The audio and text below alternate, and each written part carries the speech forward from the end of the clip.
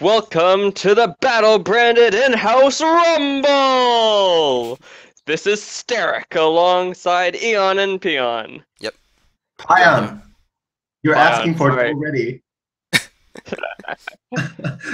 Oh, okay. Already starting off with this competitive spirit, and Indeed. yes, and the We should throwing probably pies at each explain other. what this is about because this is like the pilot episode. Homo. Yes. So this is an in-house rumble, which means that team members of the team Battlebranded will be battling it out for all the glory, and the winner will be the new team leader of Team Battlebranded. What? No. No. We have been over this. No. You get 50 Eon points for winning. But those are like negative points, right? Demerit points? So we want to avoid winning, is that what you're saying? Yes. I think that is the truth here. Well, maybe. Alright. Okay. We should probably move to deck lists first. Right. Yes. I apologize for how not ideal it looks because the day we recorded the games was pretty impromptu, so I didn't actually prepare overlay or anything nice like that. So this will do for now. It's a shame. Yes, it will look a lot nicer later on. Next time at least. Right. Okay. Okay. So looking at the top row, we have my lists, and I am Pion. So when you hear this voice, you know that is me talking.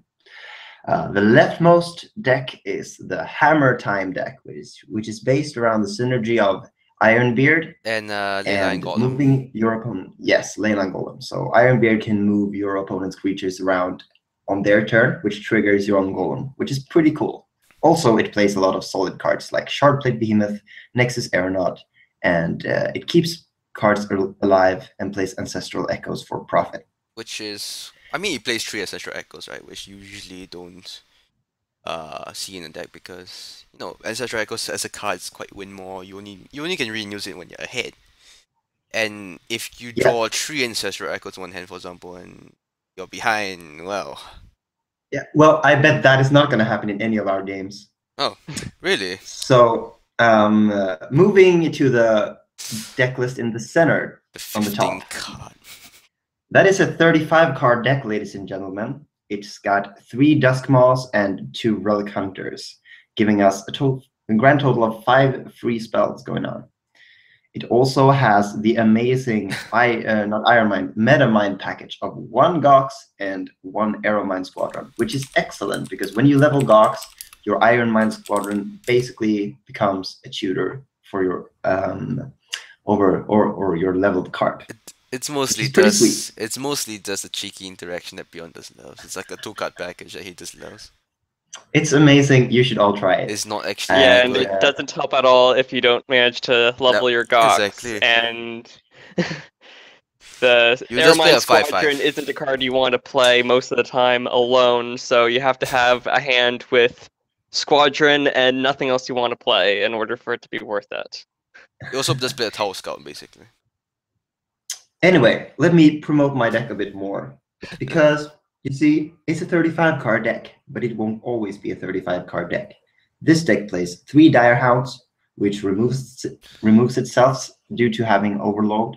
And we have Tomb Pillager to banish excessive Necrim spells that are underleveled to shrink our deck to a decent size, but still having the advantage of playing a lot of awesome free spells. Actually, well, you know what you're clearly missing? Edict. 3 copies of Contagion Lord. And Deltas. Don't forget the Deltas. Gotta get more free stuff, right? Although, in all seriousness, I think it's missing edicts. Yes, definitely. I think if you want to update this list, you probably want to add the edicts. I don't know what you cut though, really. I guess there. Cut Epidemic? You could potentially do that. Epidemic is a quite strong card. There are a lot of... Maybe you could... I'm reluctant to say this, but the Gox package could potentially go. Oh yeah, it could burn. Sure. Yeah. Anyway, over to the rightmost deck list, which is the deck that I've played a lot on stream. Oh yeah. Which is the Necreon Tempe's kind Circus. yeah, the Bizarrex Circus deck. It moves around a lot and dances on the battlefield. Does cool tricks with it's a very filling the cheeky board. deck. Yeah. And it's RNG based, but it's based around removing as much as that RNG as possible. The RNG being Spirit Stone Sentry and Never Shrink. Yeah. Yes, exactly. And Wind Weavers to move stuff to the side lanes if their name is Spirit Stone Sentry. Or Never Shrinks into fashion things, you know. Yep. That's pretty. Right, to Steric lists. Alright, so my first list on the left is my Progeny Spirit Stone list. And this deck is just getting as much distance as possible out of the multiple bodies that you can get out of Progeny and Spirit Stone Sentry. So we use Surazal to make copies of those two cards, and then we make those little 2/2s and 4/4s relevant by playing stuff like War Machine, Overwhelming Force, and Nexus Aeronaut to pump them all. So it's kind of an all-in list if you manage to fill the board early on and then give your entire team 6 bonus attack. You can just run opponent out of the game. But this version, unlike some previous versions that I've tried, does not have Immortal Echoes. And without Immortal Echoes, the deck kind of struggles if the game ends up reaching player level 3. I agree. On the other hand, the disadvantage of Immortal Echoes was sometimes you'd bring back Surazals, which really don't help at all.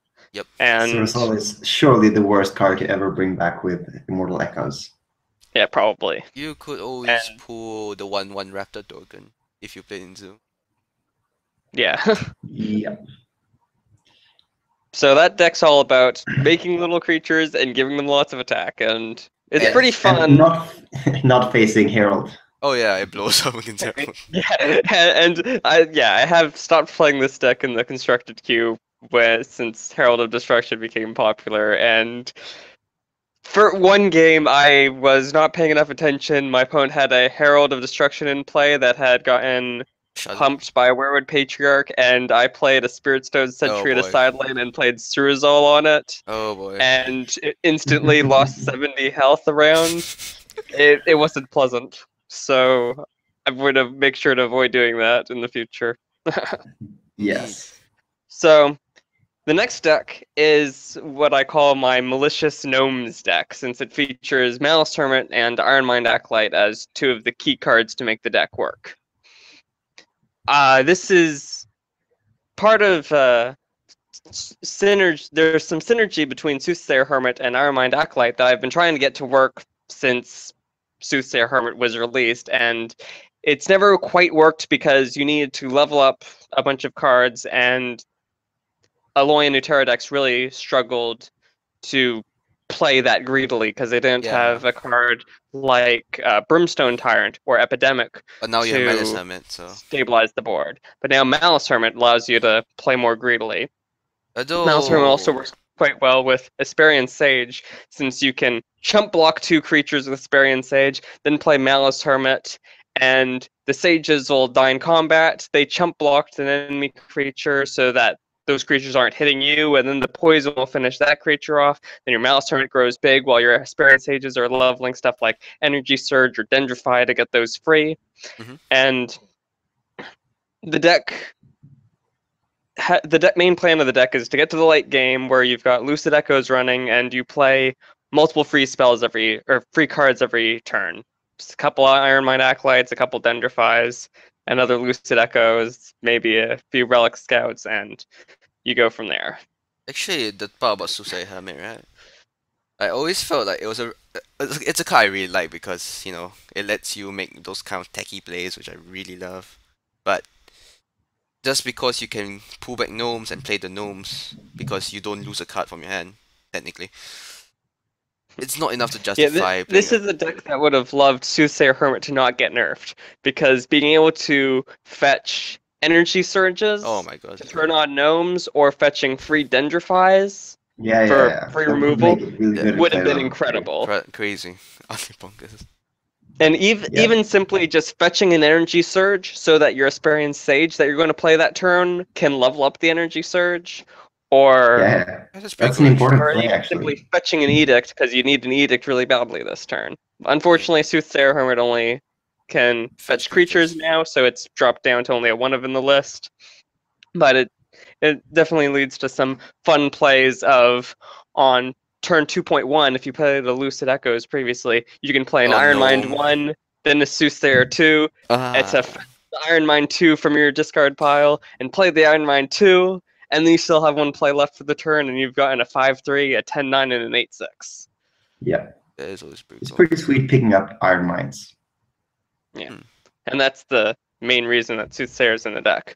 The final list is an NT Life Drain list that I copied from Conan's list of decks for each faction pairing, and I've been playing it on the constructed queue quite often recently, and it's performed quite well, and I really enjoy playing the list.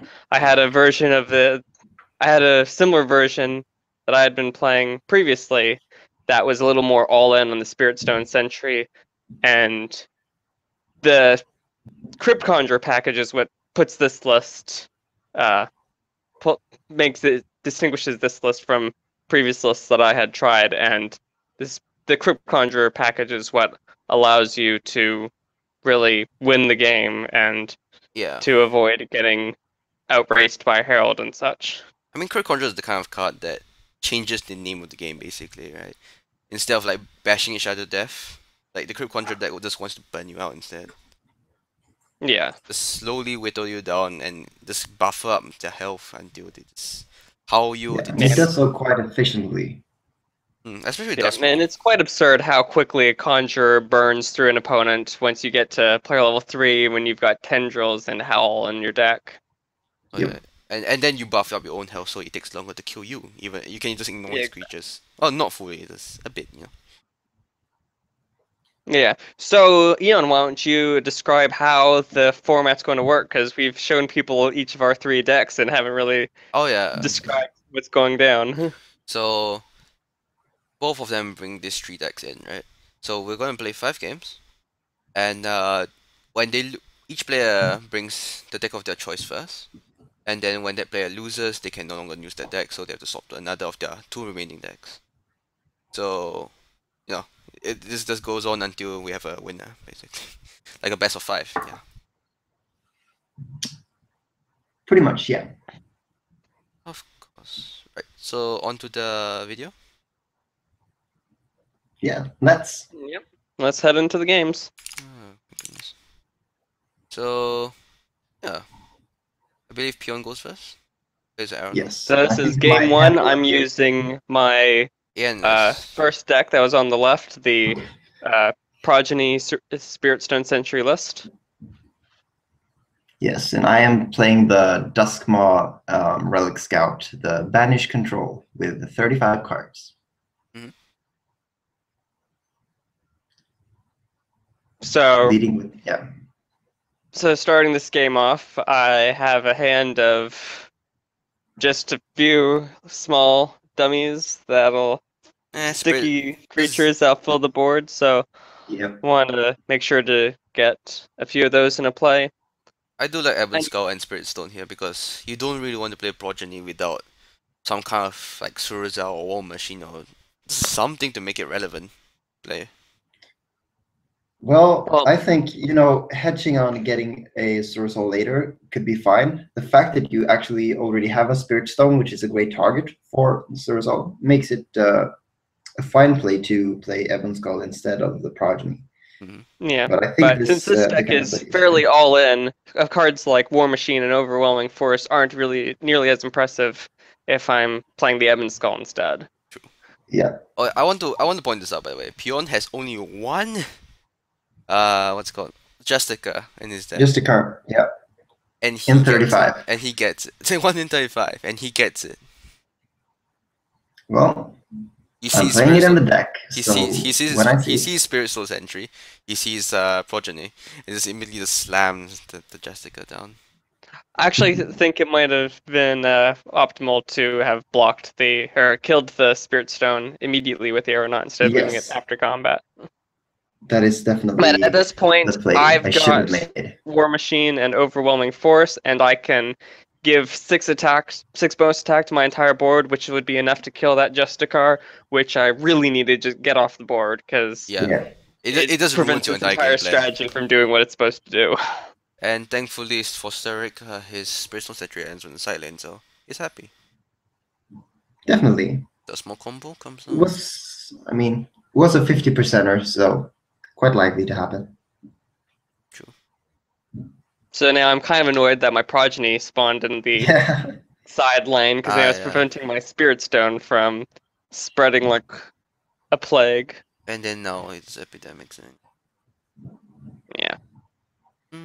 This play is kind of awkward because, you know, there isn't anything. You could go Direhound, Suruzal, but you know, if you kill the Dust Maul, you just use 2 triggers on the Dust Maul, which I believe you're gonna do, right?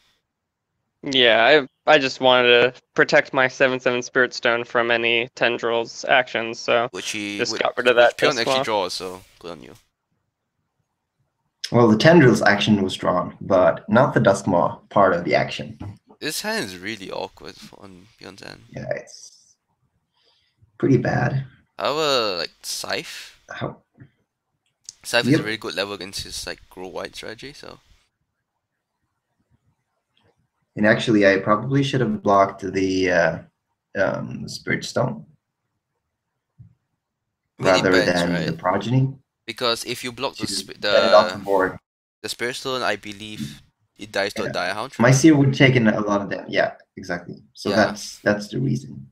And Seer is really important Because if you did on 2.1. yes, if you did block the whatchamacallit, if you did block the Spirit Stone Sentry, you could just Suruzal the Direhound and then your Seer would die. So at this point, I could have played the Spirit Stone Sentry and then Surazal to copy it, but I wanted to make sure that I was able to deal with the Steel Eye Seer on the following turn, so I blocked it with the Surazal that was pumped up.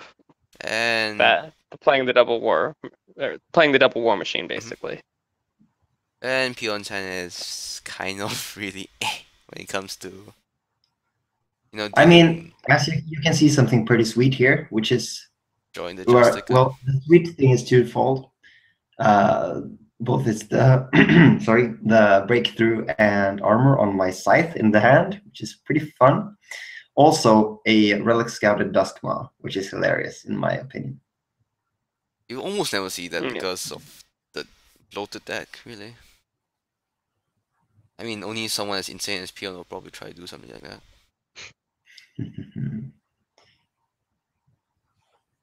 But yeah, seeing how that turn ended up going, it probably would have been far better for me to have played the Spirit Stone Sentry with the Surazal instead of the War Machine with the Surazal, because my high attack creatures ended up simply getting eaten by Direhounds and that Duskmaw, whereas I could have had a bunch of sentries sticking around. And then you will have then you have the old force to make them into threats. Oh, that was hiccup. Well, the thing is that you have the decision somewhat between aggression and stickiness, and it's a tough line to walk. I think the video skipped a bit somehow. I believe what he Yeah, did it looks like there was some lag. On the turn that kind of went through very quickly, I had played the Overwhelming Force and played an Edict in order to deal with that Seer, because if that Seer is sticking around for more than just 1 or 2 turns, then it's just gonna take over the game. And I believe Pion totally alt tabs true. here, so that's why you can't see his hand right now. Yep. But I do have a Justicar 2 in play, which is key in this matchup, to say the least. Brutal.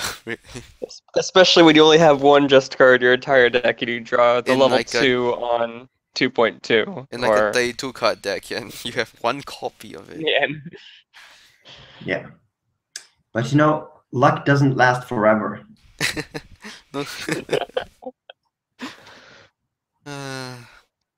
Never does it? I believe like the video's lagging because I think I left my Silverwatch open while I was watching you do. So at some point I realized that I closed it, so it should nicer from some point onwards. Should be a little bit smoother going forward. Yep. Yes. So that Relic Scout display bug is persisting. So we've got a 5/6 Armor 1 breakthrough Tomb Pillager. Yes. The bug keeps on being hilarious. It's this And kind now we've got a Tendrils that has breakthrough in armor.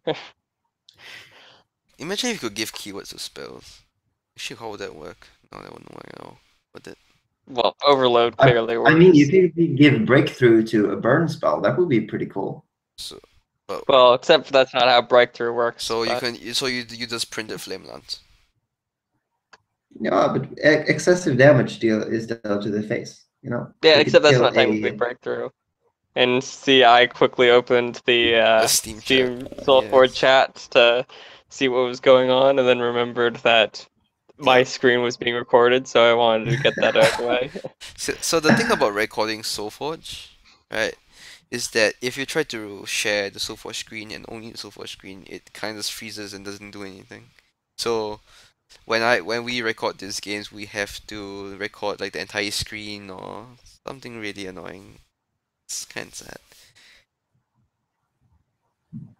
How's the all out Gox doing?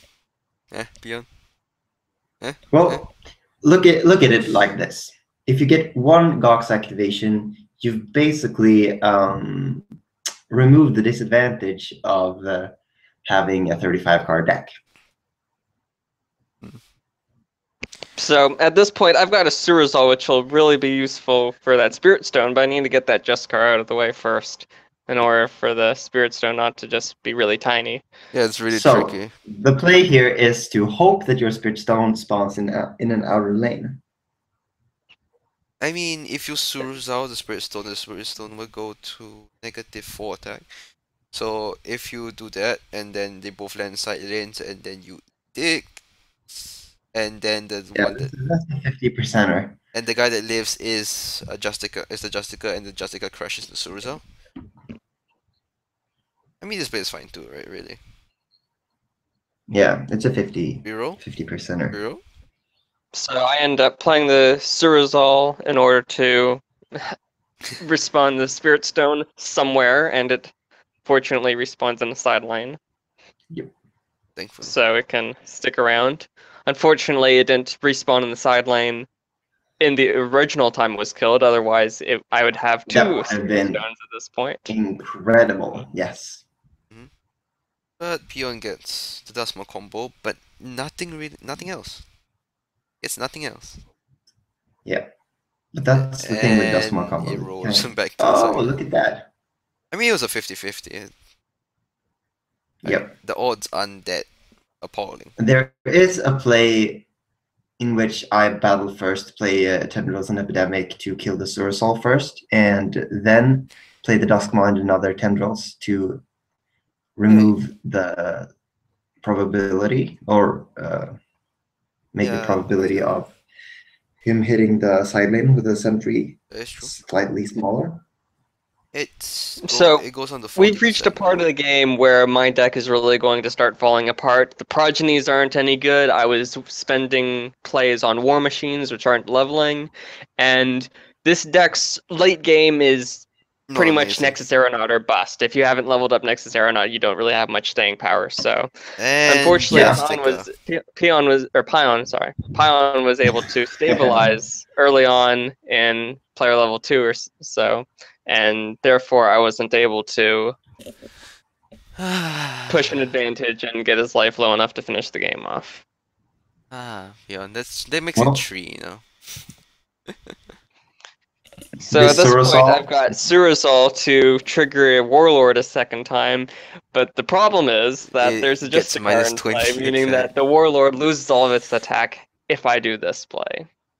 And I decide that getting the Gox off the board is important because I don't want Duskmaw combos happening. I don't want extra Relic Scouts showing up. Yep. You So see, I- all these are good arguments of having Gox in this deck. Just saying. You could also play Lucid Echoes and have done about the same thing. No, because it isn't a body and it's useless play. It's not a body, but it draws you But it more also cards. gives you the bonus for 2 turns guaranteed, and it And can't yeah, your opponent can't really interrupt stop it. it. Exactly. I fail to see why that would be good.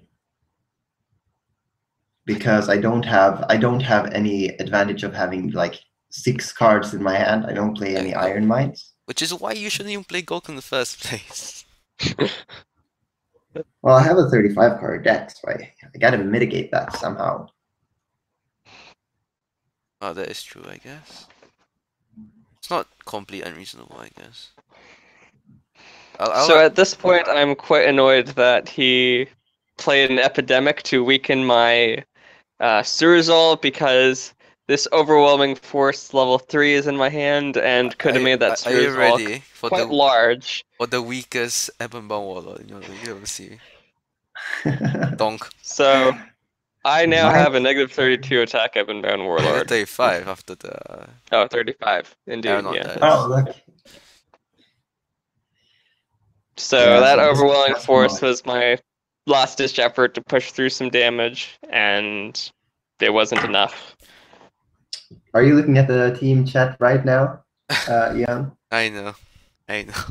God damn it, Fifth. God damn it.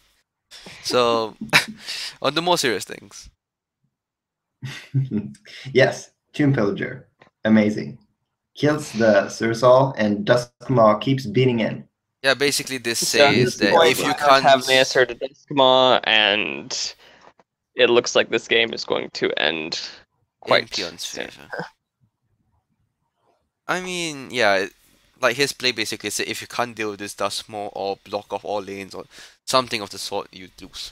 Well, even Breakthrough makes it so that blocking the lanes that doesn't help, and if he has Tendrils of Twilight, that would do the trick. So I just hit the battle button, graciously accept defeat, and move Good on to the play. next deck. Good play. So at this point, I'm thinking that my Malicious Gnomes deck should have a good matchup against Pion's control deck, because he's not going to be putting on that much pressure early on, or so I'd expect. So should be able to get to the late game where my Lucid Echoes and free cards should take over the game. Mhm. Even though he's got some free cards, his free cards aren't going to be as powerful as A free Dendrify. Iron Mines and Dendrifies. A free Dendrify is a very scary thing. Yep. Which is actually I want to talk about Dendrify for a sec. While we wait for you to start the game.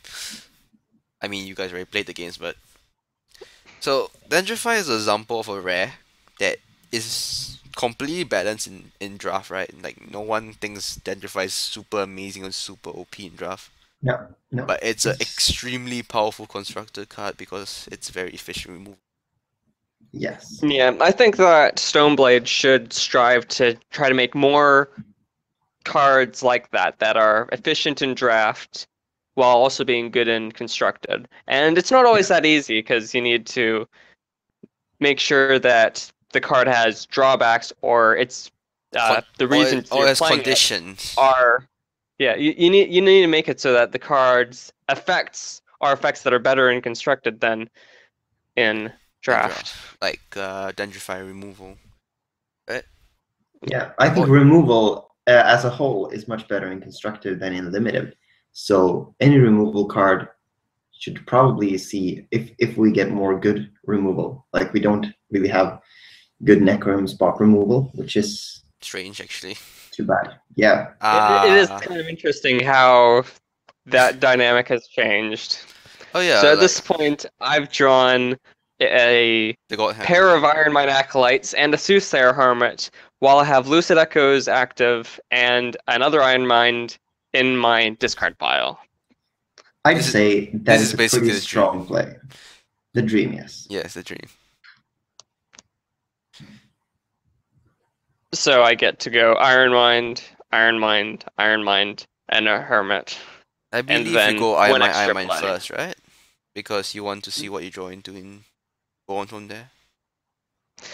Yeah, the advantage of playing the Iron Mines first is to look at the other cards. But at this point, I'm almost certain that I'm going to be playing the Hermit to get that first Iron Mine back, so I put it in lane 4 to block the Aeronaut. Probably the technical correct play. I don't think it makes much a difference, but it's playing both the Hermits or both the Iron Mines from the hand first. Yeah, that probably would have been better and give me more access to Only options. slightly. Only, yeah, but it's those slight plays that make the At this point, I make a misplay because I had forgotten that I had used up one of my plays on the Hermit, so I am thinking I'm going to play a Behemoth in front of the Tomb Pillager and an Aetherphage in front of the Aeronaut after combat, but since I had played the Hermit, I cannot play both of those cards. So I but he end must up still be okay though. suboptimally replacing the Hermit where I didn't need to. I was definitely wanting to play the Aetherphage at this point because I knew that Pion had cards like Scythe of Chiron in his deck. Yeah, that would be a good that card would against be this. really bad. Especially since I against- have Tomb Pillager, which is already at high health and breakthrough. Yeah. See, Scythe of Chiron and Relic Scout Though is a good combo. if he just slaps a behemoth in front of the pillager, like the pillager, like Scythe on the pillager is two trades because the behemoth doesn't quite care about your Scythe, yes. Yeah. So yeah, I end up replacing the Hermit with an Aetherphage, thinking that I can play the Behemoth, and then quickly realize that That's not the I case. do not have another end my turn. So while I did get 3 free, they're not really going to amount to much. Unfortunately.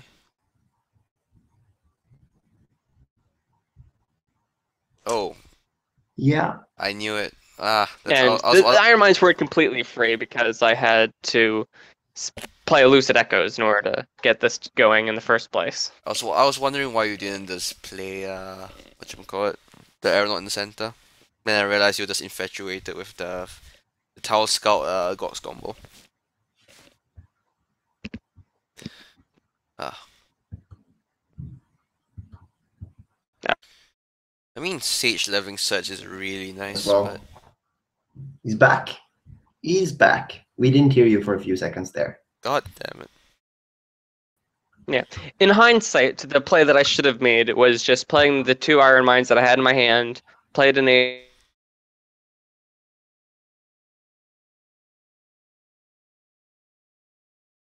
Hmm.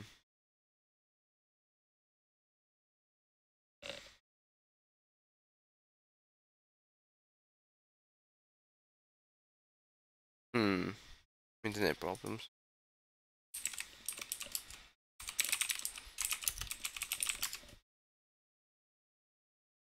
Guess I have to pause it first. Okay. Well, this is unfortunate. It appears I've disconnected. So, however, since I'm recording from my end, I there did we go. have the Arrow Mind to fetch up a Gox, which is a valid play. Hello? Maybe it's just valid in itself. Just playing the Iron Mind and playing the Aeronaut. Let's see if Ian gets back up here. Am I back? Yeah. Am I alive? This probably isn't being recorded because Eon's the one doing the recording. So, Yeah. Hello? hello, welcome back. Okay, I return. Okay. So, the past 2 minutes haven't been recorded on your end, which kind of sucks. So it wasn't able to record the past 2 minutes of what we were saying? Yeah, it could remember me, but not you guys because it's on my end. Right, okay. So what I was But,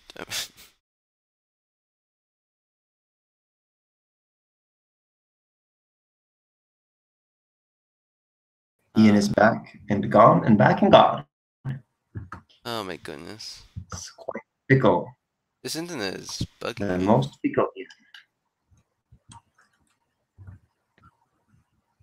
Yeah, being forced to play the Justico here sucks. So but we can't see the game anymore. Eon. Nope. Did Hangouts just stop my screen share? Yeah, I think I so. see. Is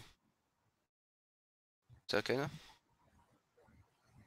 So what I was trying to say for the third time I'm sorry. due to internet issues was that the best play probably would have been to only play 2 of the Iron Mines and not bother with the Hermit and the third Iron Mind and just play an Aether Phage and Behemoth in front of the Tomb Pillager, because my deck really doesn't have efficient ways to deal with Yeah. that 6/7 armor 1 breakthrough Tomb Pillager, and you can see that it's still surviving into player level 2 because I did not play the Behemoth in front of it. And Yeah. it was definitely necessary to play the Aether Phage because I would have 4 creatures in play, and cards like Scythe and Epidemic would just be too valuable. Yeah. Like you And at this definitely, point, you definitely play the Mana Summon and Scout here, but yeah. the rest of your hand is So at this point, I have pretty. to decide how greedy I want to play, because I've got a Very. Hermit which will clean up the board slowly, but it will clean up the board. Yeah. And I do want to get this energy surge leveled because it You level all turns 3 of on your gnomes my as Iron well. Mines. And Yeah. all my gnomes have been leveled, so energy surges are going to help more.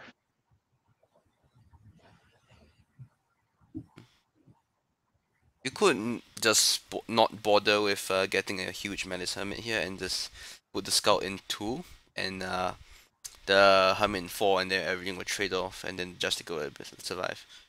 With Yeah, I Trev, could have. Yeah, I could have saved myself a decent amount of damage by trading the Mouse Hermit for the Tomb Pillager. Yep. And preserving my health should have been a higher priority, because you want to go to the late as game I had anyway. mentioned earlier, I believe that my deck should have a far superior end game to Pion's. And yet I'm down to 58 health going into player level 2, which isn't Oh yeah, very good play on Yeah. Pion's part on replacing the poison guy who was about to die anyway, so that the Menace Hermit Yep. won't get bigger.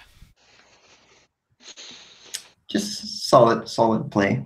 It's So on 2.1, I end up triggering Pion's Level single level 2 Leyline Demon. is it a And singleton again? It is a singleton. Yep. yes, he's got 1 Leyline Demon in the deck, and he triggers it both player levels despite having a 35 card deck. Just to go The to soft show is that real, people. miracles do happen. Yes. And at this point, it would have been more convenient for me had the Iron Mine Acolyte been level 1, because I'd be able to play it, then play the Soothsayer to get the Iron Mine level 2 from my discard and play that. But since I already have an Iron Mine 2 instead, it'll be level 3 in the discard, so Soothsayer won't be able to fetch it. Oh, yeah. And my Leyline Demon is triggering, and Steric still have 2 plays left. Or 3, since he has a Relic Scout as well. Which is pretty cool. Yeah, except I guess he was quite sad that he tripped the 8-10. So yeah, at this point, I'm facing down 3 level 2 creatures on my first turn of player level 2, which isn't very pleasant. I mean, you get to And I'm already play 3 of your own. behind by a fair amount since my life has dropped considerably. Yep. Do you dendrify here?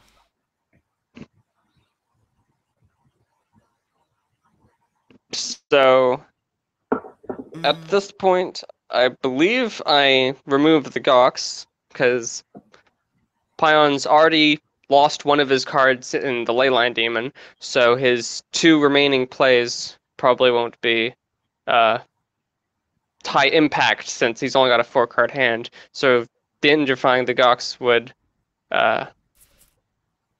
Though you do end up going for looks like I the. did end up dendrifying the Gox. I would have agreed But- to dendrify the Gox and then put the Scout in 4 post combat. Yeah. now Because here comes the tendrils. the Dustmo with the combo. Dustmo. But this ended up being my favorite play of this series. Oh yeah, Which is killing the Relic Hunter with the Spirit Cleave and ignoring the fact that I do have a Duskmaw combo because I played in lane 5 and play Nexus Aeronaut to push for damage, which is exactly what you want to do against an opponent who's given you that opportunity. So this is me pouncing on Steric since he made a greedy play. Mm-hmm. And at this point, I'm not in a very good position since I've dropped down to low 33 health Indeed. and am just in panic mode. I need to stabilize as quickly as possible. You're definitely playing Menace Hermit because it kills both the Pillager and the Demon, and it forces the Aeronaut off the center lane. And you probably slap a Behemoth in front of it. In front of the Gox, I mean. I think you're The just... three cards I'm playing at this point are very clear. The Mouse Hermit, Behemoth, and Honestly, I've Raw thrown Scout. away the Menace Hermit lanes myself. into which you do isn't that obvious, though, since Yes. taking 10 is kind of a Like, lot. So at this Yeah. point, I And had, now it's similarly turning to what I had obvious done moves. earlier this game, I had not blocked a high attack creature with my Mouse Hermit in order to let the Hermit survive. But this cost me some extra life. And I believe that making this play twice in this same game, when I had already been falling behind due to Leyline Demons and greedy plays with Energy Surge, was just far too greedy, and I should have been keeping my health total higher. Yes. I agree, actually. When playing a strong late game deck, you should care for your life total. Yeah, just keep blocking, keep Although making at the same time, even if you get to the, you have to consider what your opponent's playing, because if you get to the late game but haven't leveled well, then even if you've got a decent health total, your and you still opponent lose, might basically. be able to take over the game.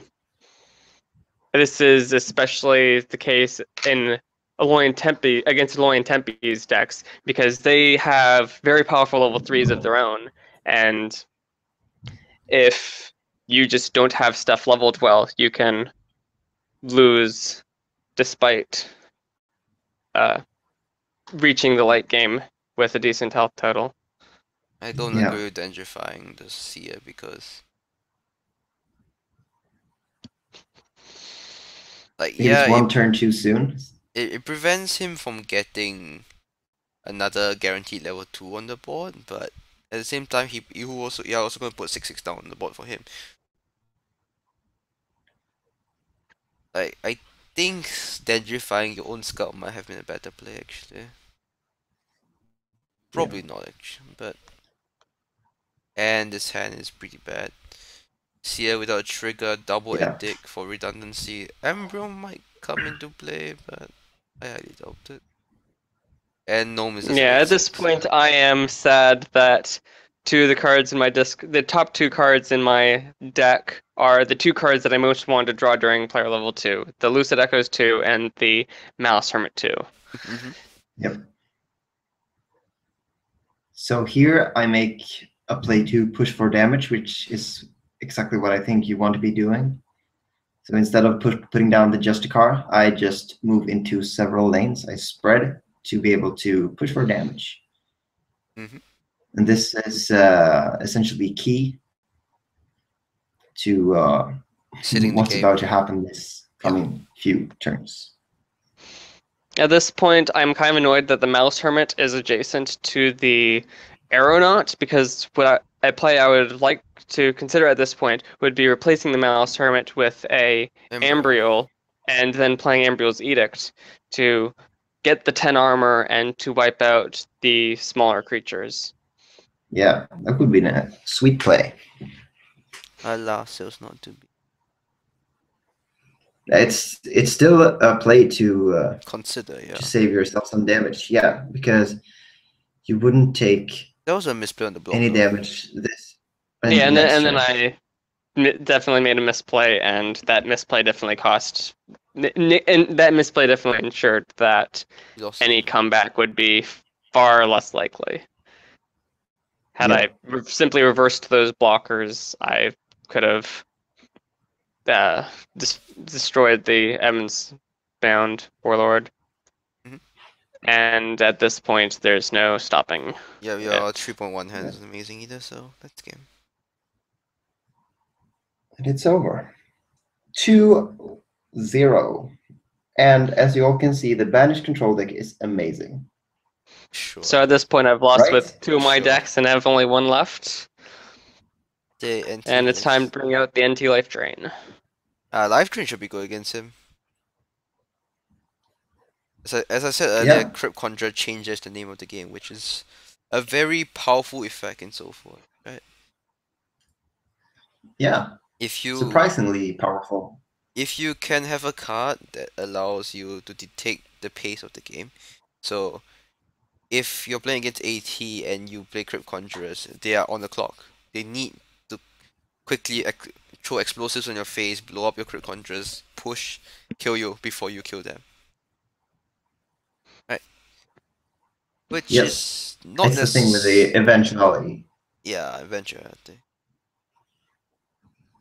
At the same time, the thing about Crypt Conjurer style decks that I don't really like about them is that they often push the inevitably type of decks that use creatures instead of like face burn, like Windspark and Crypt Conjurer. So those that use cards like Scorchmain Dragon, Iron Maiden, that kind of cards, the bombs basically. Yeah. So I lead off with Crypt Conjurer as opposed to Windweaver or some other options just because I know that Pion's on a very controlling list and I want to make sure that I can drain as much as I can. I just need to get the Conjurers leveled and I'll be able to drain Pion out of the game. Yeah. Well, this is interesting. You could Windweaver get 66% shriek. But if the shriek means And since I've got a Conjure out and can drain a bit, I go for the 66%. I do like the Windweaver should be placed in 1, so that if your Nether Drake misses, it's in an adjacent lane to a creature that I control. That is true. Ah, yes. That would have been optimal, yeah. Optimal. So you need to, when you're playing Nether Shriek, you need to walk through all the lines, all the possible lines. All the outcomes. Look at that Tower Scout. It's so amazing. Not. Yeah, this Tower Scout isn't amazing. I already drew my Gox. Since Windweaver survived and Nether Drake ended up adjacent to the Gox, it gets another free kill. Yep. Double. And kill. I have drawn a pair of tendrils to drain with the Conjurer. And unfortunately, to save your Windweaver. Yeah. Unfortunately, I played the Duskmaw first, which was a mistake. I should have played the tendrils and then played the Duskmaw followed by the second tendrils in order to maximize the number of Crypt Conjurer triggers. That turn was kind of ridiculous since you had drains with Conjurer, you moved with the Nether Drake with Windweaver to get a free kill, you got the Duskmaw to get a free kill. So that's incredibly powerful and very hard to come back from. Yeah. So I imagine if Pion had something like Scythe, he would block the Nether Drake, and actually no, the positioning of it was a bit poor. Because no matter even if you block the Drake would have still you'll still be in danger of Duskmaw. And if you didn't block the Drake, it would just swing by and then Windweaver because of Windweavers. And they guarantee. So at this point, Windweaver is surviving, and I've got enough lanes filled such that I can just aim my Nether Shrieks very easily. Exactly. And it's difficult for Pion to keep anything on the board. This is so getting in the board advantage here makes Nether Shriek amazing. These are the times when Nether Shriek is amazing. There are other times where you're behind and you have to pray for 20% Shriek, and that's not amazing usually. Well, the part of Nether Shriek that I dislike the most is that it's level gated. So if you draw it turn 1 against an empty board, you either play it so that it'll be relevant for the rest of the game, but then you're just playing a vanilla 4/4 in a random lane, which is really, really bad. Or you could Or Wood you Weaver, just I guess. pass on it, and then you don't have, and then it's just underleveled and probably and very unlikely to be relevant for the rest of the game. Mm-hmm. Yep. So here, I do get a scythe to try to get something going with the Steel Iceer while shrinking Neutering the his board. sentries in the outer lanes Indeed. so that they won't deal damage. And Steric doesn't have any synergy with killing his own guys. Doesn't have No any Nephraxes. Surazels. No No Surazels, no Surazels. Nephrax. No Grave Pacts. Great packs. You could No play Corpse Blue- Crawlers. So at this No, point, I'm just trying to figure out which lanes to put my guys in. I need to make sure that the Steel Iceer will be killed the next turn.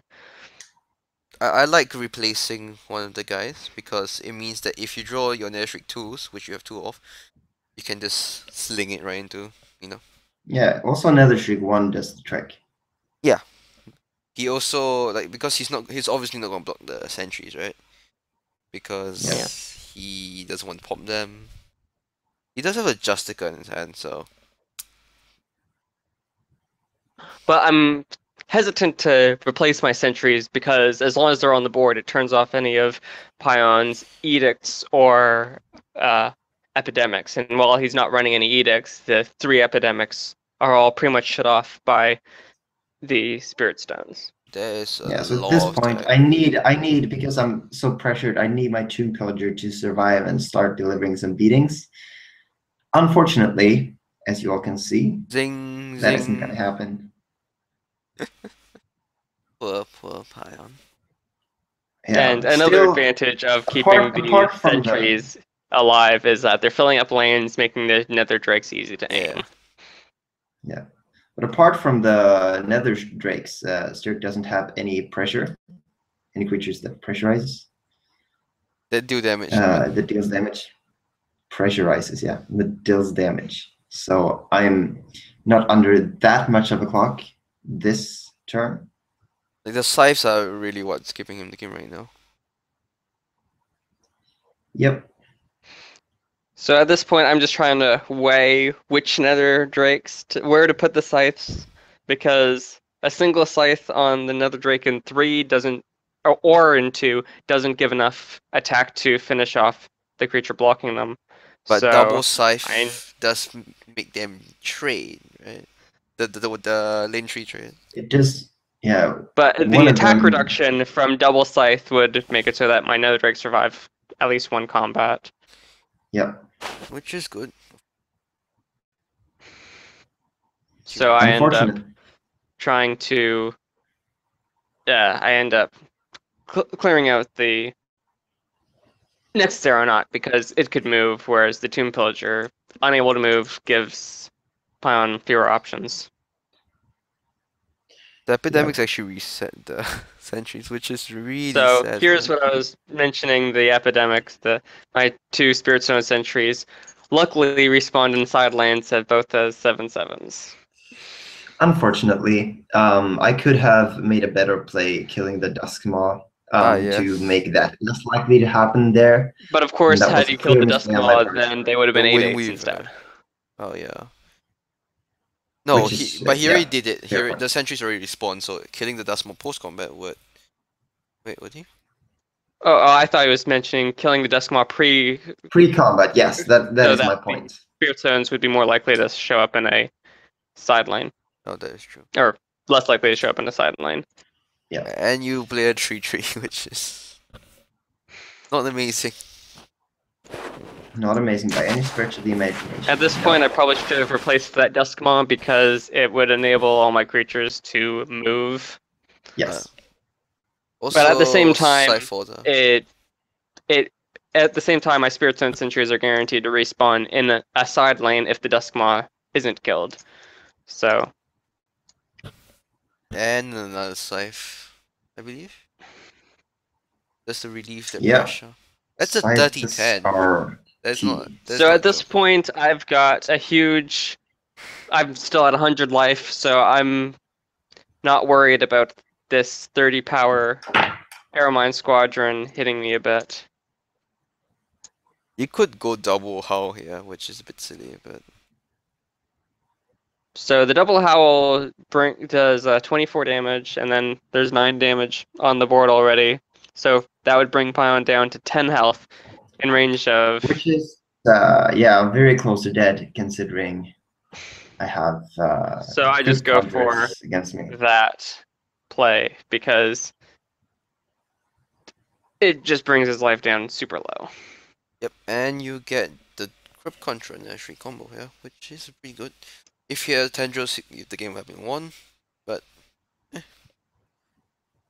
And also, those 2 howls gave me 24 health to make it so that I really can afford to just take risks involving that Aeromine Squadron. Yep. Because had I been at only around 30 life, then clearly I would have to make sure that the Aeromine Squadron dies. At this point, I'm able to make a play that's not guaranteed to kill the squadron. yes, the funny thing though is that if you don't whatchamacallit, hit the 30-10, you actually take 60 damage, which is a lot of damage. Yeah, at this That's point, a lot I'd of be dead damage. to double Warmonger mod. But that is Not part of too this. worrisome. I don't mind the fact that the squadron could move over to kill the Crypt Conjurer, because then the Nether Drake has an open lane to move to So, pretty much ensure victory. which means that my only move is a desperation move, which is not killing the Crypt Conjurer and hoping and praying that he He doesn't doesn't have have a a Necrom spell. Are all his spells Necrom? which is a good position to be in. No, it's not. And yeah, Although And the it Wind also loses Weaver, Wind Weaver. yeah. I believe so Steric my hand gives me showboats. an abundance of options to finish Pion off. He showboats. Yeah, so this is the And- bad mannering. So I decide to concede before he can do anything else. Tisk. Because, yeah. So tisk, now tisk. NT Life Drain has knocked out the Banish The Control amazing deck. Banish control, yeah. Yep, so it's not a 3-0 sweep. So now You it's guys 2-1 in Pion's favor. You guys are still gonna sit here and watch for a few more matches? No, don't spoil the. Well, you still don't know who wins, right? I mean, when I No, upload but this, you kind of spoil who wins the next game. that is true. Tisk tisk. Oh well. Oh well, you guys didn't hear me. I didn't say anything. You could just edit it out, although I doubt you will. I have no No. editing skills to speak of, so So this is the matchup when I hope my Iron Mine doesn't hit his Nether Shrieks and oh yeah, oh my god, that'll be sentries into side lanes, because that would be awful. oh yeah, good on Pion for putting the Iron Beard inside in, because if he puts sentries there and they grow big enough to survive a hit from Iron Beard, then Iron Beard will just simply knock them outside. And then it's easy pickings for them. Also, removing Duskmaw options. Still, I really like decks with Duskmaw and Windweaver, because that allows you to get full lane coverage to get your combo much easier. Well, the Duskmaw has such synergy with the entire package, because if your opponent's forced to put their creatures in side lanes, then all of a sudden Spirit Stone sentries are much more effective, as well as Windweaver being in the deck lets, as you mentioned, Duskmaw get extra and then the range. anti-synergy. Oh no. Yep. So I think that is why if you have a deck with sentries and Duskmaw, playing Duskmaw on the turn 1 into the center lane, it's a really powerful play. Yep. So at this point, the Ironbeard helped me out by moving my Duskmaw, which would have been in a corner, unable to reach anything, into lane 2 right in front of the Aeronaut, allowing me to use Tendrils of Twilight on it. I'm the and betrayer. I don't even have to risk triggering Leyline Golems in order to get a Tendril trigger with the Duskmaw. I am the betrayer. I believe you do block here because you want to prevent him from getting as many buffs from the echoes. Yeah, Behemoth's getting +2 attack and +2 health from echoes is really troublesome, and you really can't just let them sit there growing. Yep. It's a good play sacrificing your Windweaver for that not to happen. And that and Pion's list doesn't quite have anything to switch the trade around. Like, I guess you could Listen Shard, but I guess you're happy if he Listen Shards it, right? So Yeah. Listen Shard in the Behemoth isn't the strongest play.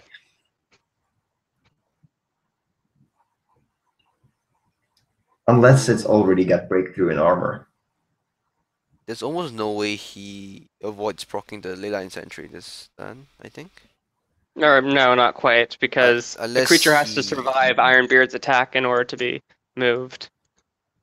That is true. But I mean the Sentry. Oh, the Sentry. I thought you said Leyline Golem. Unless you Yeah, did a that really is accurate. funky play and squashed your Sentry, but that's ridiculous. So, or moved, but then you triggered the Golem. So I first play the Windweaver in lane 3 so that the Sentry either spawns in a side lane or adjacent to a side lane and will be able to move over into a side lane no matter where it shows up. Yeah. I like the position in Nether Drake here. If you draw a Wind with a 2, for example, like you have, then you can pretty much give anything. Which is nice. Nether Drake is a problem against this deck. It is. Especially in the combination with Windweavers. Funny that Pion's actually considering leveling the landline golem because of how much mobility the Steric deck has. Yep. Of course, he also really wants to play a Seer, but I highly doubt he's in a position. Yeah. I haven't got a single golem procced so far. Which is quite surprising. Which means that, yeah. I mean, Steric played around it the turn that True. it was kind of relevant. And if I level it, he'd have to respect the moving his guys much more. Definitely. Which can, the threat of can make a 11 bigger difference power than just a card being Leyline in there. Golem is much more threatening than just a level 1 Leyline Golem. And here you can see the hand that we talked about in the intro. Funny thing is, right? We were some of us had a good time when this happened. so we were all 3 of us were on Hangouts. We were talking while they were playing the games. So on the turn before that, we were joking about double echoes because there's 3 creatures on the board, and how that would be quite powerful. And then this hand happened. Oh my god, it is humorous. So at this point, I'm just trying to figure out the best way to move my Nether Drakes around, because I can pretty easily clear out many creatures with Nether Drake, and it's just a question of what is the most efficient way to go about it. You really want to Yep. kill the Justica because that's getting in the way of your, like debuffing Yeah, your so Nether Shriek. Yeah, so I'm pretty sure the play that I end up going with is the play that allows me to play the... Oh wait, hold on. I don't even remember which play I would go for. I think you go Wind Well, with a 5. Windweaver in 5, you move over the Nether Drake. Post combat, you play Yeah. another Nether Shriek, and Yeah, that then you was the play play. Tendrils on the wrong creature. Tendrils are the wrong creature. You'll see. It's only a slight. Let's just say that display. Leyline Sentry will be doing some work. A little work.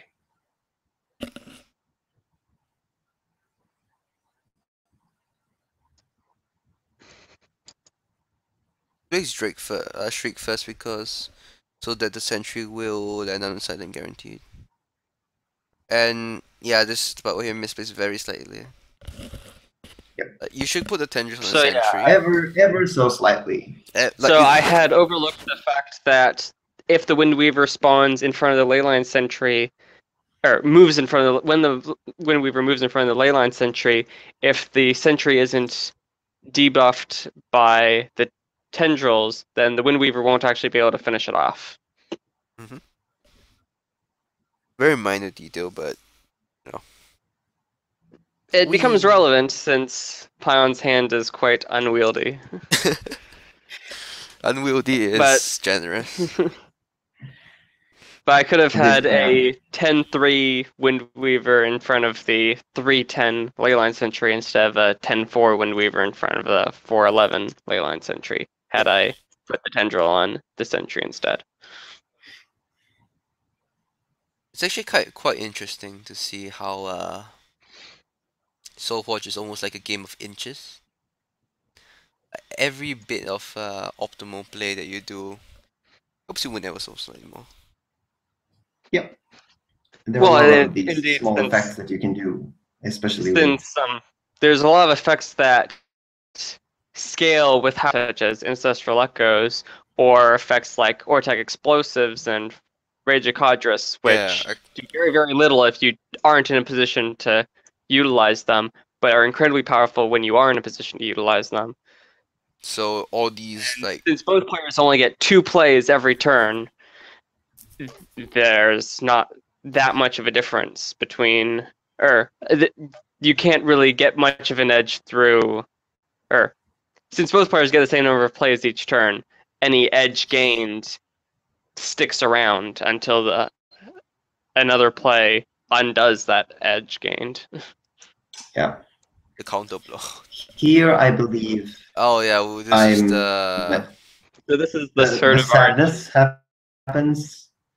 The great sadness. This is painful to watch, guys. If you want to avoid sadness, close your eyes.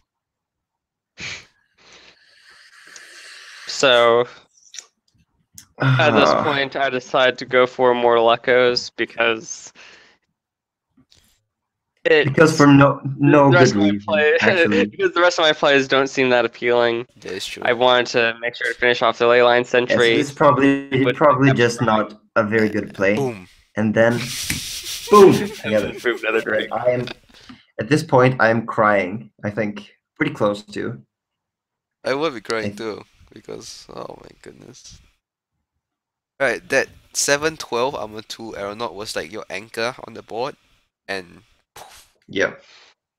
No, and it was going to get +2/+4 at the end of the turn because Ancestral Echoes was still going. And I would be able to move over and kill a bunch of stuff, and it would be amazing. Instead, this happens. So okay, so I got a board, so I might be able to fight back, barring shenanigans, including Duskmaw combo.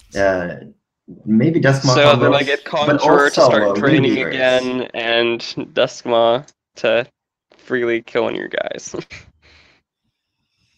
Yes, and the Crypt Conjurer for 6 life drain while having a huge board. Which is very relevant when Pion's on like 29, and then he drops to... Was it? 21?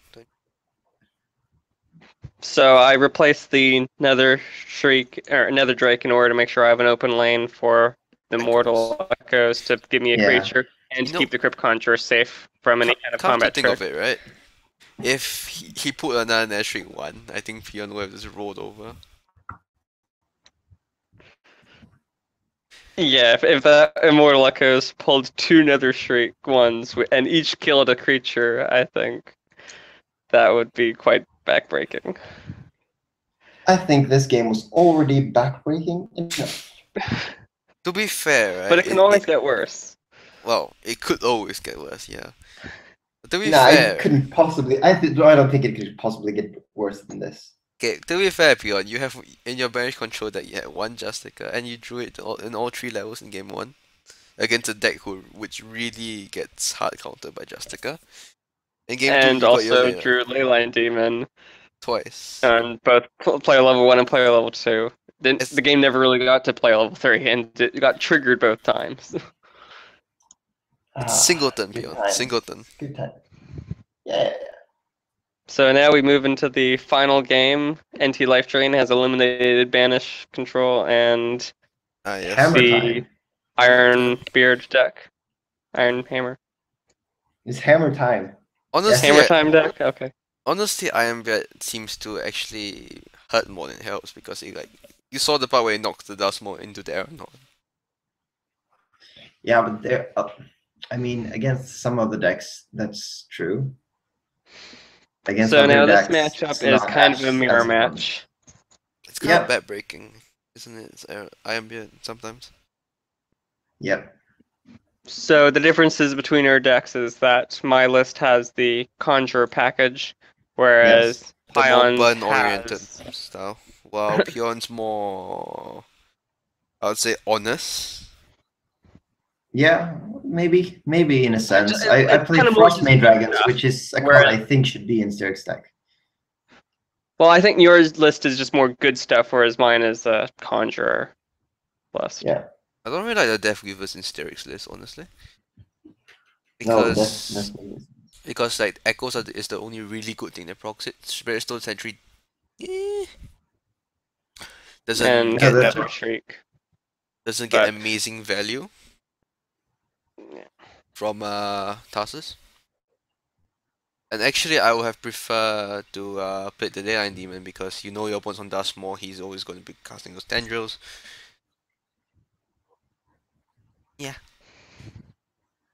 Well, not always. If I know my opponent levels Duskmaws or have Duskmaws in the deck.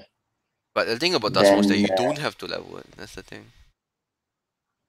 And also, Well, you know I'm on beginnings. Conjurers, which means that anytime I've got Conjurer, even if I don't have the Duskmaw Tendril combo, I'll probably be wanting to play the Tendrils in order to get the That is drain. true. That is true.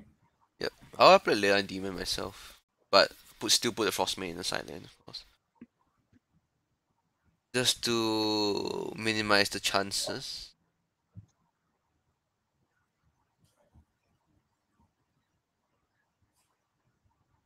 Interestingly, what do you kill with this Dustmore combo? I think you play Dustmore combo and Ebon Skull Knight. The question is, yeah, like that makes sense. Yeah, because I get the kill on the Conjurer, or I threaten the kill on the Conjurer while getting the Duskmaw out of the way. So at this point, I get to pump 2 creatures with my Death Weaver if I want to, the Nether Shriek as well as Animal Echo's creature. He could go for 100% Shriek here, but the Crit Conjurer dies. Right, so And I could save my Conjurer with an Epidemic, or at least make sure that the Ebon Skull dies with the Epidemic. honestly, I will let the Ebon Skull hit you for like 24, or was it 32? So I decided that since A 6% hitting Shriek. the Drake, hitting the Frostmane egg with another Drake wasn't that significant, I would rather play the Deathweaver in front of the egg to ensure that the egg dies in combat to the Deathweaver, and then I just have a 1 in 3 chance and then another Drake completely missing. Yep. As opposed to the Deathweaver just sitting in an open lane and not really Accomplishing it. doing anything itself. Actually, right. Honest question for you guys. You think Deathweaver should be restored to his old stats? Not all ability where it could buff itself when he came back, like through. I do think that the 5/6. stat nerf was unnecessary. I think it was, but it was very good at 5/6, 9/10, and 15/16, and it's still playable Yeah, but it's with not. its current stats. It's not amazing, but it's still playable, and I think. I Yeah. mean, it wouldn't be Clearly, Deathweaver pumping itself was over the top. Yep. And led to Weird things happening. silly things happening. It was kind of weird, the Or like interaction with Tarsus, cards like Surizal. Surizal and yeah, that was really dumb because. it just didn't Well, feel intuitive. Deathweaver loops with current Immortal Echoes would be absolutely absurd because you just play mono be getting- Deathweavers, basically. yeah, you'd be getting 7/8 and 9 10s instead of 5 5s and 7 And then you play 7s. Surozao and it just goes crazy. Yeah, it was busted even with the Varnus pad back in the day. Oh yeah, like you play Death Weaver 3 into pack 3, like you could pull 3 level 1s and it'd still be... Well, with I It did think 20 with somethings. I think Immortal Echoes wouldn't be as good as Varnus Pact as far as that interaction is concerned. Because you could pull Because 3 dudes at once. yeah, While... because you could pull multiple Death Weavers at once, and they would all pump each other, whereas Immortal Echoes only brings one at a time. But the fact that Varnus Pact can bring your opponent's creatures back as well completely changes that. That is true. And I do like taking the with 16 here. with Immortal Echoes, you could loop Death Weavers with no risk of pulling back enemy creatures. Yeah. Although I think the stat nerf was a bit over the top. Just a bit. Yeah, I think so. Like if you But at could the same lower time, its... no one's really crying because Death Weaver isn't awesome. It's just okay. Yeah, but I used to love Death Weaver. Right. Well, the thing is, the stat nerf came at the same time that Frostmane Dragon came along, No, making Frostmane Death came Weaver before really that. just. Well, okay, the Death Weaver nerf came while Frostmane Dragon was very popular. It always has been very popular. Yeah, yeah. But so playing a 5/5 when a lot of opponents are playing 5/6 mobility 2s isn't very And effective. a 9/11 against a 9/9, for example. And to be fair, Tarsus is pretty good with Frostmade Dragons. Oh yeah, because it grows the egg so it dies less easily, and who doesn't like free blast on your dragons? Exactly. It used to be a deck where you played Frostmane Dragons, Tarsus, and Shrieks, because the eggs could guide the Shrieks, and yeah, complicated play coming in though.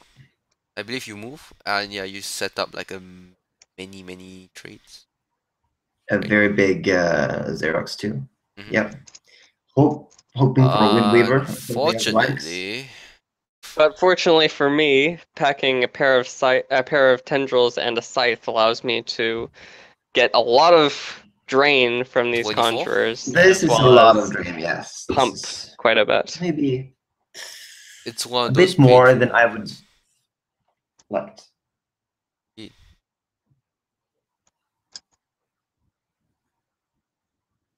I do feel like Crypt Conjurers is one of those cards where a lot of people just overlook because it's something that has been traditionally weak in so far. Like the idea of burning your opponent's face in, as opposed to establishing a board and bashing your opponent with big creatures. Yes, like establishing a board is really important. So it's counterintuitive. It works on a totally different axis. The fact that Conjure itself does very little to the board is like it's a 3/8. It doesn't trade with anything. Well, no, 3/8 trades fine with average creatures. But nothing is average creature in Constructing Soulforge. Right. But a 3/8 is very vulnerable to combat tricks. And that an Epidemic makes it a 1/6, which is completely worthless. And if Siphon and Shard also makes it a very good fighter because it kills two things then.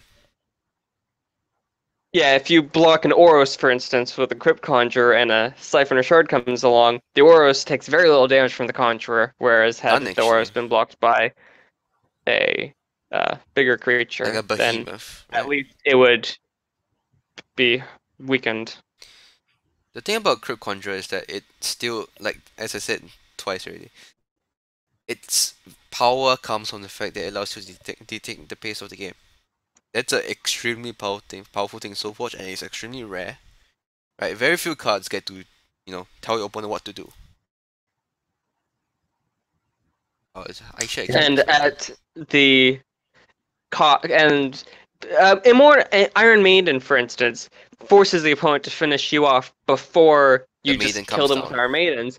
But Iron Maiden doesn't help you survive to the point where Iron Maiden is winning you the game. In fact, whereas she's Crypt Conjurer, actually. Yeah, whereas Crypt Conjurer will be padding your life total and has decent stats. Not amazing. So But it doesn't, not amazing, but it doesn't actively harm you to play it, and it pads your life total, allowing you to play a bit more greedily, uh, I guess. making sure that you survive long enough for the drain to finish the opponent off. Yeah, the life gain synergizes very well with Wiggle. the damage. Oh, oh yeah, because it allows you to just ignore your opponent's plan for a bit. Yeah, because it allows you to deal more damage Actually, because you have more time to deal the damage. yes, that's true. Actually, I might have been overlooking the fact that Crypt Conjurer actually got a bunch of new toys, really, because it gets Dustmore, free Necrom spells, free life drain. That's pretty amazing. And then you have Scythe, which turns its body from like a 3/8 to something quite big. Something very sizable. Yeah, very sizable. Like if you get 3 creatures on I mean, Scythe, Crypt Conjurer made itself quite well known back when Hermit was able to oh fetch my spells god, and Tendrils did not level. I hated that metagame so much. Okay, so this turn was very fun. Ah yes, the So at this 75%. point, I had a Xerox and a Windweaver, so I was potentially coming back this game And no. pretty strongly, and then boom, boom, and it's all over. It's all but over. Your dreams in pieces. yes, I had a very fortunate Nether Drake, which had only a 50% chance of hitting a level 2 creature. And 50% is not 1 in horrible. 4. Yeah, it had a chance to hit Duskmaw and then a chance to miss, but it fortunately hit one of the level 2s, which meant my Duskmaw combo, which I got lucky and had, was able to finish off the other level 2 creature. Had both Windweaver and Xerox been able to survive, it's quite possible that Pion could have set up a position where he could quickly start tearing down my life total while killing my creatures. Indeed. Epidemic. Alas. Alas, poor Pion. What was the So I think at this point I was kind of screaming in my pillow. I think you were at the piano. Were you? No, that was after. Oh yes, I also played. I also played a sad melody on the piano. That's true. Dong dong dong. Yeah, that's what you did. No, it was more like dong dong dong dong dong. The final note was a crash. Yeah, the final note was a crash. Yes, definitely. Insult to injury with that. So then a level 3 Nether Drake hitting the Leyline Demon just to add insults to injury. And I do have the Duskmaw combo. Unfortunately, it's not going to be good enough in this position. It's definitely not enough. It's not nearly enough. The play I made that turn was a little bit unintuitive because the Epidemic didn't do anything more than the Dire Hound, so I might as well play the Dire Hound, and the Tendrils did very little other than saving 1 health on the Nether Drake, which wouldn't have mattered anyways, so I didn't want to risk triggering a Leyline Demon. It's still pretty good to see Pion fight to the end though, because he could technically live on 1 health. 1 health, but it was not to be his Scythe. When I saw the first Scythe, I knew it was over. And congratulations to Steric for winning the first Battlebranded in-house Rumble. Thank you. Yeah. All right. And I'm bathing in heaps of salt. Ah yeah, I remember. That's pretty funny. Well, one comment that I have to make about the list that I chose was that all of them had some considerable weaknesses to Herald of Destruction. 2 of them probably roll over. No, 1 of them 2 completely of the lists roll had over. Spirit Stone Sentry, and the Iron Mind Malice Hermit list Actually, let's go back does to not this. win the game quickly enough to avoid just getting killed by a Windspark Herald Fighter Bomb. Yeah, Windspark Herald Fighter Bomb. Yeah.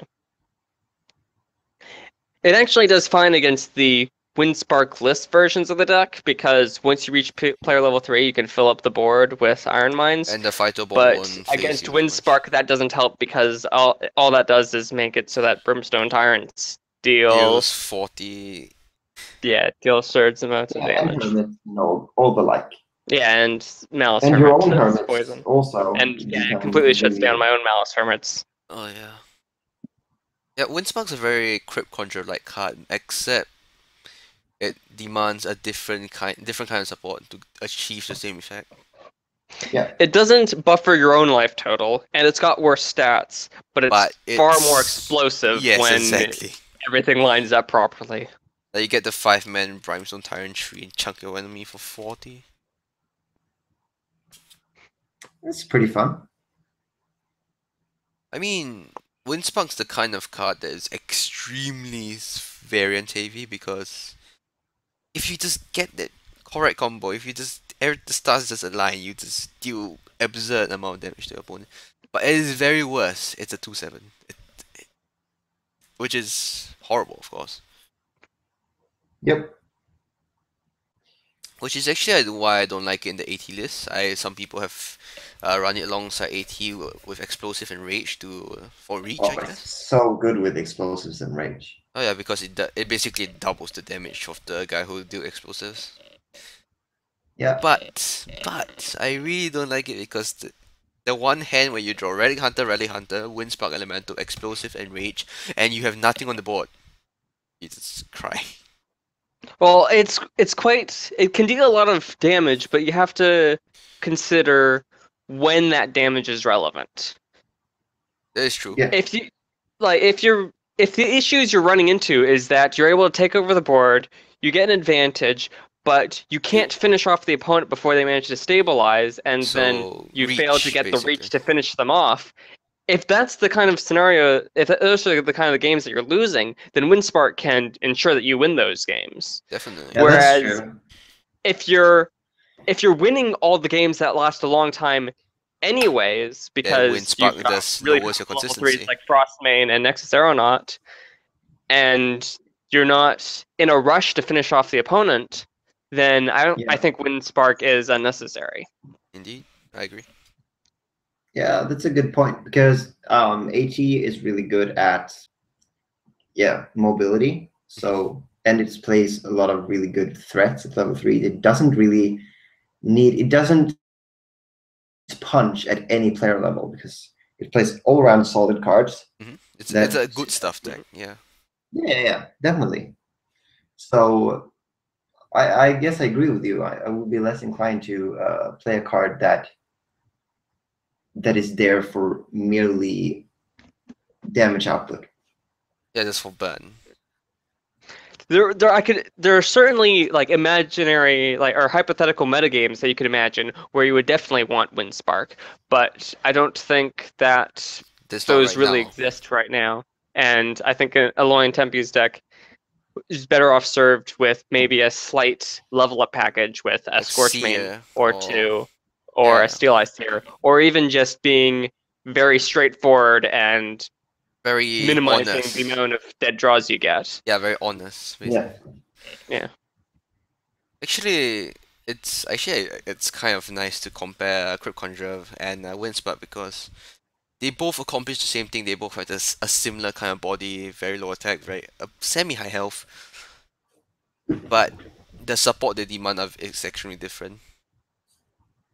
Yeah, and the damage output is more important in Necreum decks. So yeah, Necro has less reach than should get the nod there. It's funny how the card was released in set 2, no one really paid attention to it. Right. Everyone just forgot about it. When Crypt Conjurer was released, the support wasn't there, simply. Yeah, there was no Scythe, there was no Dustmaw. You didn't even have Siphon, you didn't have... Didn't have Owl. Didn't have what? It was like, okay, you could play Surath maybe. Yeah, but then you're playing less zombies. And admittedly, there weren't any good zombies then, and there weren't any good zombies now. But the thing is, the reason why zombies could exist in that metagame was because we were still having so much pillow fights, basically. Yeah. which was Okay. very fun. Which I like was low pillow fighting. explosive. Yeah, exactly. I love pillow fighting. It really is pillow fighting, man. I mean, in the Well, at this point, we're no longer talking about the show match and just kind of Yes, going it's on that is it's true. kind of turned into a general Soulforge podcast. Oh no. We probably should do like we could do that on another thing, but not this one. This we probably should run this up. Goodness. Definitely. So We can have this probably separate. Oh, that's yeah, true. It'll probably be on work out. stream with a chat though, so they can get this feedback instead of like very Oh yeah, it could be like someone playing Soulforge in the background, but not really commenting on it, and then just discussion about things. That's true. It could be pretty fun. Alright, wrap this up. It's Yes. 1 AM too. Really late. It's not really late, but okay, no derailing. Focus. Enough with the derailing. Okay, Well, thank you for watching I guess. and listening to us ramble. It's actually an And hour and also 30. watching me lose after winning a lot. I mean, to be fair, in those 5 games, I won't say that Pion got extremely lucky. Like, he got really lucky in the first 2 games, but got really unlucky in the last 3. Yeah. Well, I feel like none of those games were within a standard deviation of the average. They were all outliers, pretty much. The amount of Yeah. luck Yeah. involved Yeah, in pretty much both every players got one of extremely those lucky. matches was Right? above average. Yeah. They were kind of extreme outcomes. Yeah. Quite interesting, really.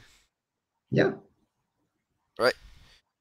And I understand this video is actually 1 hour and 31 minutes so far. Oh boy, who's gonna watch that? I don't know. Ah. Oh well. Anyway, if you're still hearing us talk about this, thank you a lot for watching. Yes, thank you for bearing with our rambling voices. And hopefully the next episode will look a lot prettier with both the layout and everything. And a lot. I don't think you can count on that. Yeah, actually, There will that seems quite probably unlikely. be rambling. Sorry, what did you say, Steric? Your voice got cut off. I was predicting there might be less rambling, Ah, but then I realized that's between the certainly 3 not of gonna us, happen. rambling is the only thing we do. Basically. Alright, see ya.